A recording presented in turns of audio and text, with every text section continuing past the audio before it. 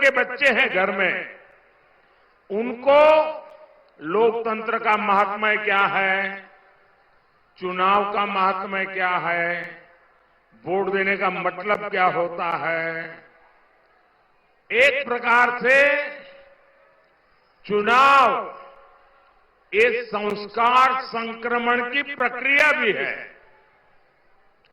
लोकतंत्र के प्रति समर्पण को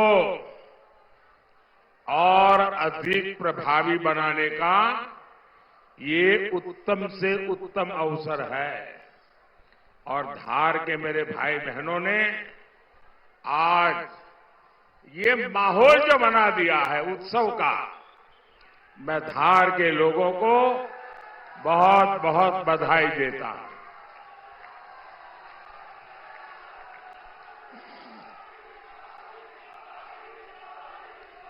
यहां कुछ लोग ये फोटो वगैरह के लेकर के आए हैं। आप सबके फोटो मैंने देख लिए हैं। अगर आप बैठ जाएंगे तो मेरे पर बड़ी कृपा होगी, क्योंकि पीछे सबको परेशानी होती है। मैंने देख लिया है, आप तस्वीर लाए हैं, कृपा करके आप बैठिए। नहीं बैठेंगे? उन तस्वीर को नीचे रखिए, आराम से नीचे बैठिए।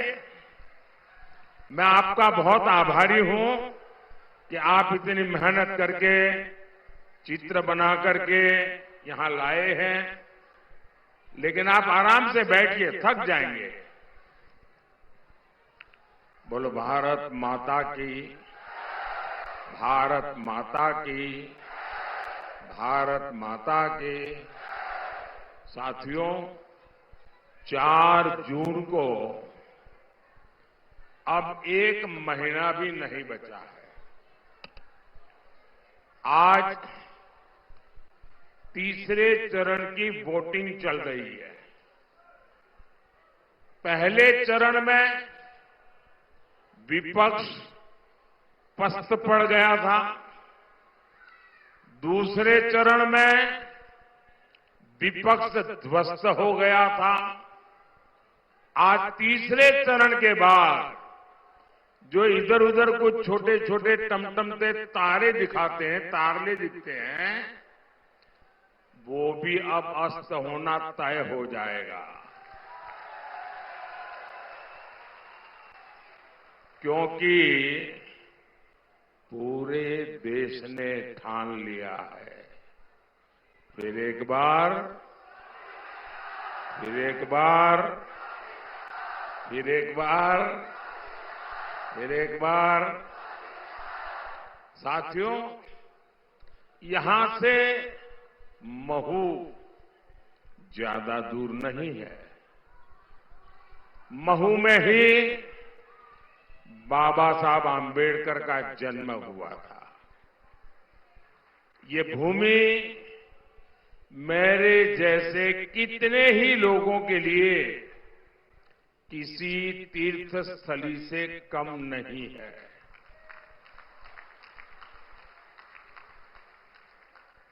और मैं तो अगर स्वार्थ की भाषा में बोलूं, मुझे बोलना नहीं चाहिए, लेकिन अगर स्वार्थ की भाषा में बोलूं तो मैं कहूंगा, बाबा साहब का संविधान न होता तो मोदी इस जगह पर नहीं होता।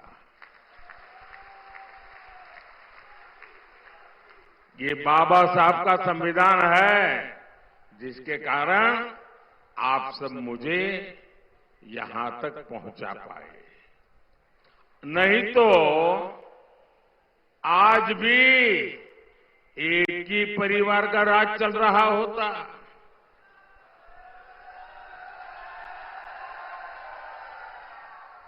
नामदार ही नामदार होते, कामदार का तो हिसाब ही नहीं होता।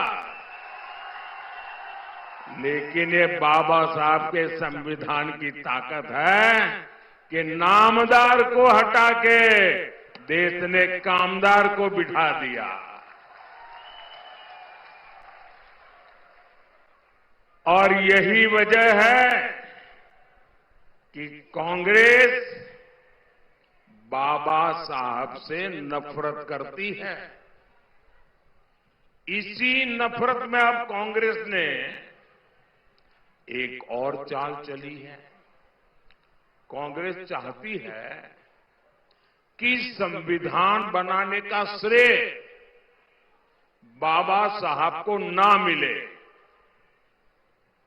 इसलिए अब कांग्रेस ने कहना शुरू कर दिया है कि बाबा साहब का योगदान तो बहुत कम था। ये संविधान बनाने में सबसे ज्यादा भूमिका, सबसे बड़ी भूमिका ये उनके चाचा देश के पंडित नेहरू जी की थी। क्या ये बात आपके गले उतरती है क्या? मुझे बताइए, हिंदुस्तान का बच्चा बच्चा भी आज जानता है कि भारत के संविधान बनाने में सबसे बड़ा योगदान बाबा साहब आंबेडकर का था कि नहीं था? था कि नहीं था? लेकिन इन परिवारवादियों ने पहले देश का इतिहास तोड़ा मरोड़ा, आजादी के महान सपूतों को भुलवा दिया और परिवारवादियों ने अपना महिमा मंडन करने के लिए, अपने ही गीत गाने के लिए, अपने ही वाहवाही करने के लिए झूठा इतिहास लिखा। और अब ये संविधान को लेकर भी झूठ गढ़ने लगे हैं और उसको भी कब्जा करने के मिजाज में है। सच तो ये है कि कांग्रेस का ये परिवार बाबा साहब आंबेडकर को घोर नफरत करता है। कांग्रेस ने आंबेडकर जी की राजनीति को खत्म करने की हर साजिश रची। मैं इसे भाजपा का और भाजपा सरकार का सौभाग्य मानता हूं कि भाजपा के समर्थन वाली केंद्र सरकार ने कुछ वर्ष पहले बाबा साहब को भारत रत्न दिया था। ये जब गए ना, तब मौका आया। मैं इसे भी अपना सौभाग्य मानता हूं कि मुझे बाबा साहब से जुड़े स्थानों को पंच तीर्थ के रूप में विकसित करने का अवसर मिला। साथियों, हार की हताशा में आजकल कांग्रेस और इंडी गठबंधन के लोग एक नई अफवाह उड़ा रहे हैं। ये कहते हैं कि मोदी को 400 सीटें मिल गई तो वो संविधान बदल देगा। ऐसा झूठ चलाते हैं ना। ऐसा लगता है जैसे कांग्रेस वालों की बुद्धि पर वोट बैंक का ताला पड़ गया है। वोट बैंक का ताला पड़ गया है।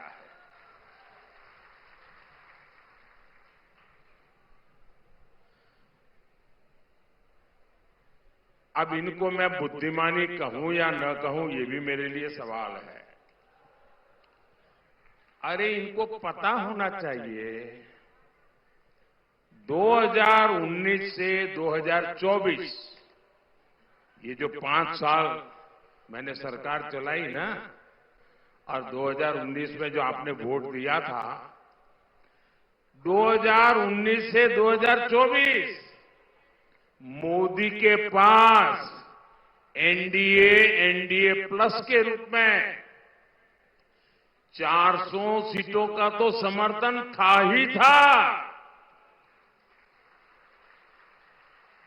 अब ये इनको इतनी भी याद नहीं है। वो ऐसे ऐसी तरह जनता ने उनको मारा है, ऐसा मारा है कि अभी तक होश नहीं आया है।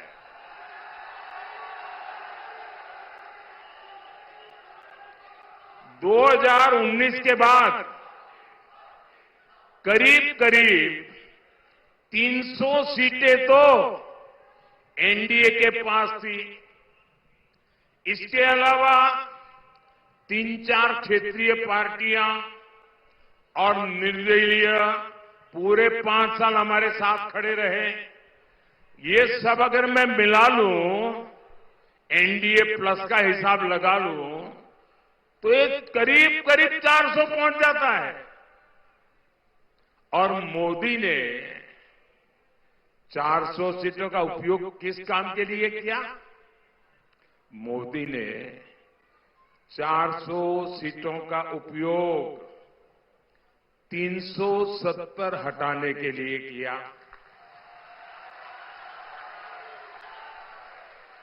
मोदी ने 400 सीटों का उपयोग एससी एसटी के आरक्षण को 10 साल आगे बढ़ाने के लिए किया। मोदी ने 400 सीटों का उपयोग एक आदिवासी बेटी को पहली बार राष्ट्रपति बनाने के लिए किया। मोदी ने 400 सीटों का उपयोग महिला आरक्षण के लिए किया। और मोदी 400 सीटें क्यों मांग रहा है, ये भी देश को जानना बहुत जरूरी है। मोदी को 400 सीटें यानी एक प्रकार से 2019 से 24 जो दिया, उसको रिपीट करने के लिए मैं कह रहा हूं। मोदी को 400 सीटें चाहिए ताकि मैं कांग्रेस और इंडी गठबंधन की हर साजिश को रोक सकूं।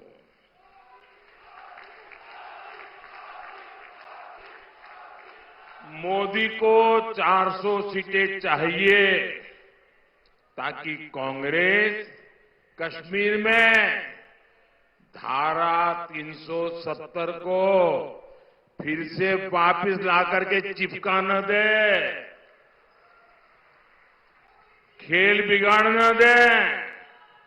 मोदी को 400 सीटें चाहिए ताकि कांग्रेस अयोध्या में राम मंदिर पर बाबरी ताला ना लगा दे।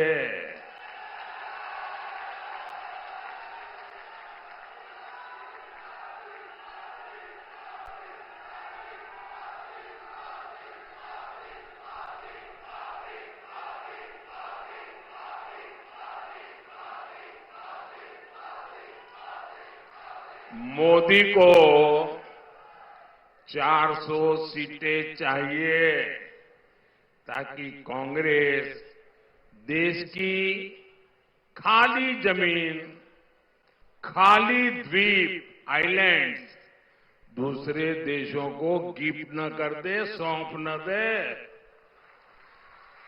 मोदी को 400 सीटें चाहिए ताकि कांग्रेस एससी, एसटी, ओबीसी से उनको जो आरक्षण मिला है ना, बाबा साहब आंबेडकर ने जो आरक्षण दिया है, भारत के संविधान ने जो आरक्षण दिया है, ये वोट बैंक के लिए उसमें डाका न डाले, इसलिए 400 सीट चाहिए। मोदी को 400 सीटें चाहिए ताकि कांग्रेस अपने वोट बैंक की सभी जातियों को रातों रात ओबीसी घोषित न करने और ओबीसी का जो कोटा है उसमें डाका न डाले, इसलिए मुझे 400 सीट चाहिए।